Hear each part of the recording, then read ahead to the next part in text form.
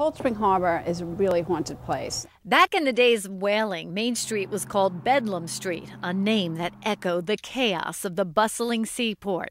But now, even still, the restless spirits of long ago lurk. I think a lot of the spirits of the whalers and people that have lived here have stayed around. Carrie Ann Flanagan-Broski, a photographer and historian, and Joe Giaquinto, a paranormal investigator, are Long Island ghost hunters. And this one's haunted by the ghost of Lillian Feldman. Barbara Asato and her staff at the Gourmet Goddess claim they have seen and heard the ghost of Lillian dozens of times. Lillian Feldman, a chef who trained in Paris, owned the shop back in the 1950s. I would come in the morning and jars would be on the floor, boxes would be on the floor. And I interviewed several of the employees about experiences they had, which included someone actually seeing a shadow of a woman by the stove. And he turned around quick, and there she was, and she disappeared. Customers will often ask Barbara why she doesn't wave back to them late at night when she is looking out of the shop's window. I'd say, well, I wasn't there then. Next stop on our haunted Long Island Trail is the historic Sagdacost Manor in Bayshore.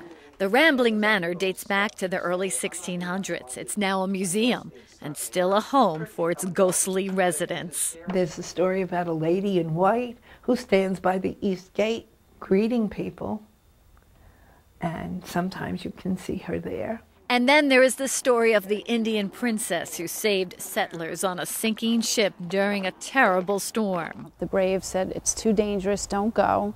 They warned her, and she went anyway, and she was lost at sea. And now, every October, she is seen walking this path towards her unmarked grave, which is located somewhere on the grounds.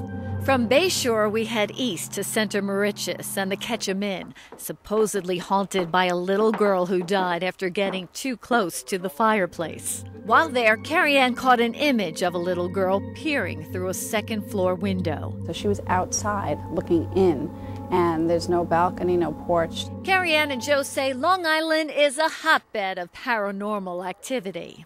If you had to say it on the ghost meter, I would say it probably is an 8 to a 10.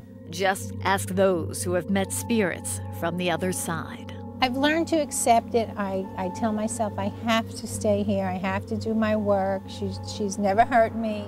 Danielle Campbell, News 12, Long Island.